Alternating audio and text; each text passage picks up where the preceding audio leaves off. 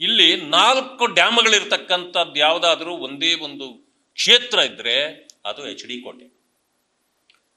ಇಲ್ಲಿ ನುಗು, ತಾರಕ, ಕಬಿನಿ, ಹೆಬ್ಬಾಲ 4 ಡ್ಯಾಮ್ಗಳಿವೆ. ಇಲ್ಲಿ ಅಂತಾರಾಷ್ಟ್ರೀಯ 2 ಉದ್ಯಾನಗಳಿವೆ, ನಾಗರಹೊಳೆ, ಬಂಡೀಪುರ. ಈ ಪ್ರದೇಶದಲ್ಲಿ ಇವ್ರದ್ದು 2 ಎಕರೆ ಜಾಗ ಇದೆ. ಬಫರ್ ಝೋನ್ ಅಲ್ಲೂ ಇಲ್ಲ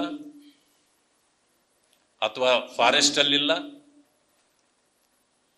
ಇವರಿಗೆ ಸುಮಾರು 86-87ರಲ್ಲಿ ಇವರಿಗೆ ಸರ್ಕಾರದಿಂದ ಇದಾಗಿ ಎಲ್ಲ ದಾಖಲೆ ಇದೆ. ಅವ್ರ ಮನೆ ಕಟ್ಟಿದ್ದಾರೆ, ಮನೆ ಇದೆ. ಅವ್ರ ಹೆಸರು ರಜಿಯಾ, ಈ ಮೇಡಮ್ ಹೆಸರು ರಜಿಯಾ. ಅವರ ಹಸ್ಬೆಂಡ್ ಅವರು ಅಬ್ದುಲ್ ರಜಾಕ್. ಇವರು ಸುಮಾರು ಇಷ್ಟು ವರ್ಷಗಳ ಕಾಲ ಇದು ಕೂತ್ಕೊಂಬ ಇದ್ದು ಇವರು ಮುಸಲ್ಮಾನ್ ಬಂಧುಗಳು. ಸಿದ್ದರಾಮಯ್ಯನವ್ರು ಮಾತಿತ್ತರ ಮೊದಲು ಹೇಳ್ತಿದ್ರು, ಮೊನ್ನೆ ಇತ್ತೀಚೆಗೆ ಹೇಳವ್ರೆ, ಮುಂದಿನ ಜನ್ಮದಲ್ಲಿ ಏನಾದ್ರು ನಾನು ಮುಂದಿನ ಜನ್ಮ ಇದೆ ಅಂತ ನನಗೂ ಗೊತ್ತಿಲ್ಲ, ಒಂದು ಸಮಯ ಇದ್ರೆ ನಾನು ಕೂತ್ಕೊಂಡ ಮುಸ್ಲಿಂ ಆಗೇ ನಾನು ಹುಟ್ಟೋದು ಅಂತ ಹೇಳಿದ್ದಾರೆ. ಬಹಳ ಮುಸ್ಲಿಂ ಆಗಕ್ಕೆ ಅಷ್ಟು ದಿನ ಕಳಿಬೇಕಾಗಿರ್ಲಿಲ್ಲ. ಈಗಲೇ ಅವ್ರು ತೀರ್ಮಾನ ಮಾಡಿದ್ದಿದ್ರೆ 1-2-3 ದಿನದಲ್ಲಿ ಆಗ್ಬಹುದಾಗಿತ್ತು. ಇದೆಲ್ಲ ವೋಟ್ ಬ್ಯಾಂಕ್ಗಾಗಿ ಮಾತಾಡೋ ಮಾತುಗಳು. ಆಗೋದಿದ್ರೆ ನಾವೇನು ತಣಿತೀವ? ನಾಳೆ ಮುಸ್ಲಿಂ ಆಗಿ ನಾವೇನು ಬೇಡ ಅನ್ನಲ್ಲ, ನಾವು ಮುಸ್ಲಿಮರನ್ನು ಗೌರವಿಸ್ತೀವಿ. ಬಟ್ ನೀವು ಮುಸ್ಲಿಮರನ್ನ ದಾರಿ ತಪ್ಪಿಸಿ ನಮ್ಮ ಹತ್ರಕ್ಕೆ ಬರೆದಿದ್ದಂಗೆ ಇಟ್ಟಿದ್ದೀರಿ. ಪಾಪ ನೋಡಿ, ಅವರಿಬ್ಬರು ಧೈರ್ಯ ಮಾಡಿ ಬಂದಿದ್ದಾರೆ. ಯಾಕೆ ಅಂದ್ರೆ ನ್ಯಾಯ ಕೊಡಿಸ್ತಾರೆ ಅಂತ. ಮನೆ ಕಟ್ಲಿಕ್ಕೆ ಲೈಸೆನ್ಸ್ ಕೂಡ ತಗೊಂಡಿದ್ದಾರೆ ಅವರು. ಈಗ ಯಾರು ಲೈಸೆನ್ಸ್ ಕೊಟ್ಟಿದ್ರಲ್ಲ ಅವ್ರನ್ನೇ ಕರ್ಕೊಂಡು ಬಂದು JCBಗಳು ಬಿಟ್ಟು ಡೆಮಾಲಿಷನ್ ಮಾಡಿಸಿದ್ದಾರೆ ಅವ್ರ ಮನೆ. ಇದ್ರ ಮೇಲೆ ಬ್ಯಾಂಕ್ ಲೋನ್ ಕೂಡ ಇದೆ. ಮನೆ ಮೇಲೆ ಬ್ಯಾಂಕ್ ಲೋನ್ ಇದ್ದು 10 ಲಕ್ಷ ಲೋನ್ ತಗೊಂಡು 10 ಲಕ್ಷ ಅಂದ್ರೆ ಲೋನ್ ಎಷ್ಟು? 4 ಲಕ್ಷ ಆಯ್ತಾ? 4 ಲಕ್ಷ ಲೋನ್ ತಗೊಂಡಿದ್ದಾರೆ. ಸುಮಾರು 10 ಲಕ್ಷ ಆ ಮನೆ ಮೇಲೆ ಖರ್ಚು ಮಾಡಿದ್ದಾರೆ. ಅವರ ಸ್ವಂತ ಜಾಗ ಇದು. ಯಾಕೆ ಅಂದ್ರೆ ಇವರಿಗೆ ಲೈಸೆನ್ಸು ಎಲ್ಲ ಇದ್ರೂ ಇದನ್ನು ಹೊಡೆದಾಕ್ತಾರೆ. ತಿರುಗಿ ಮುಸಲ್ಮಾನರಿಗೆ ನಾವು ಬಹಳ ಒಳ್ಳೇದು ಮಾಡಿದ್ದೀವಿ ಅಂತಂದವ್ರೆ. ಏನು ಮುಖ್ಯಮಂತ್ರಿನೂ ಮಾಡಿದ್ರು ಕಾಂಗ್ರೆಸ್ನವರು. ಕರ್ನಾಟಕದಲ್ಲಿ ಮುಖ್ಯಮಂತ್ರಿನೂ ಮಾಡಿಬಿಟ್ಟಿದ್ರು ಪಾಪ. ಅವ್ರನ್ನ ಮಂತ್ರಿಗಿರಿ ಕೊಟ್ಬಿಟ್ರೆ ದೊಡ್ಡ ವಿಷಯ ಅಲ್ಲ. ದಲಿತರನ್ನು ಮುಖ್ಯಮಂತ್ರಿ ಮಾಡ್ತೀವಿ ಅಂತ 75 ವರ್ಷದಿಂದ ಅವ್ರಿಗೆ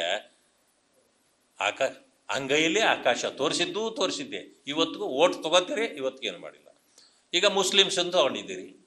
ಈಗ ಅವರು ಮುಸ್ಲಿಮ್ಸ್ ಅಲ್ವಾ? ಸ್ವಲ್ಪ ಅನುಕಂಪ ಇರಬೇಕಾಗಿತ್ತಲ್ಲ ನಿಮಗೆ. ಯಾವ ಕಾರಣಕ್ಕೆ ನೀವು ಹೊಡೆದ್ರಿ? ಆ ಇನ್ಸ್ಪೆಕ್ಟರ್ ಇದ್ದಾರೆ, ಏನವ್ರು ಅಂತಂದು ಚಂದ್ರಶೇಖರ್ ನಾಯ್ಕ್ ಅಂತ, ಕಂಪ್ಲೇಂಟ್ ತಗೊಳಕ್ ರೆಡಿ ಇಲ್ಲ ಇದುವರೆಗೂ. ಯಾರ್ಯಾರನ್ನ ಕಳಿಸ್ತಾರೆ? ಕಾಂಪ್ರಮೈಸ್ ಮಾಡಿಸೋದು. ಏನು ಕಾಂಪ್ರಮೈಸ್ ಮಾಡಿಸೋದು? ನೀವು ಯಾರನ್ನ ಕೇಳಿ ನೀವು ಡೆಮಾಲಿಷ್ ಮಾಡಿದ್ರಿ? ಒಂದು ಲೈಸೆನ್ಸು ನೀವೇ ಕೊಟ್ಟು ಒಂದು ನೋಟಿಸ್ ಕೊಡಬೇಕಾಗಿತ್ತು. ಏನು ಕಾರಣ ಏನು ಅನ್ನೋದನ್ನು ನೋಟಿಸ್ ಕೊಡಬೇಕಾಗಿತ್ತು, ಕೊಟ್ಟಿಲ್ಲ. ನೀವು ತಂದು ಇಮಿಡಿಯೇಟ್ಲಿ ನೀವು ಡೆಮಾಲಿಷ್ ಮಾಡಿದ್ದೀರಿ. ಜೊತೆಗೆ ಅವ್ರನ್ನ ಇವತ್ತು ಮನೆ ಇಲ್ಲದಂಗೆ ಅವ್ರನ್ನ ಬೀದಿಗೆ ಹಾಕಿದ್ದೀರಿ. ಜಮೀನು ತಿರುಗಿ ಅವ್ರದ್ದೇ.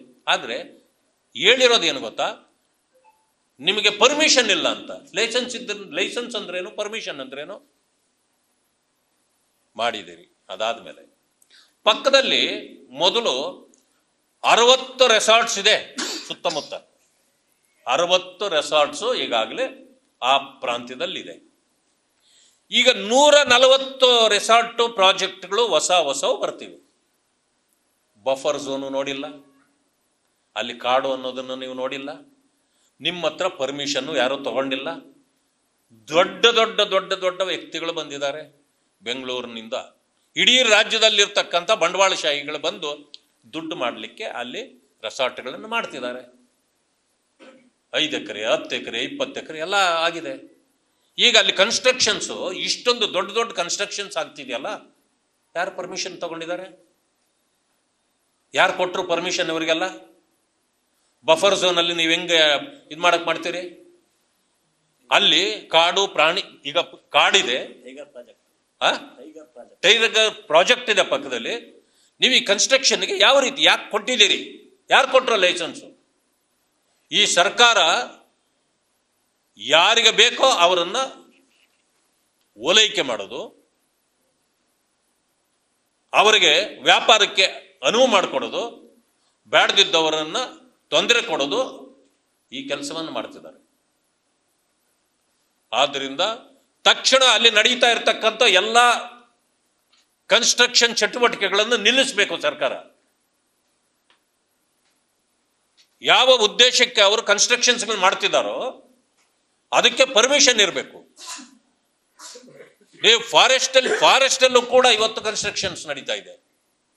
ಯಾರು ಇದಕ್ಕೆಲ್ಲ ಕುಮ್ಮಕ್ಕು ಕೊಟ್ಟಿದ್ದು? ಸರ್ಕಾರ ತಾನೇ. ನಿಮ್ಮ ಸರ್ಕಾರ ಈ ರೀತಿ ಇಲ್ಲೀಗಲ್ ಆಕ್ಟಿವಿಟೀಸ್ ಮಾಡಲಿಕ್ಕೆ ಸರ್ಕಾರ ಅನುವು ಮಾಡಿಕೊಡೋದಾದ್ರೆ ನಿಮ್ಮ ಸರ್ಕಾರ ಏನನ್ಬೇಕು?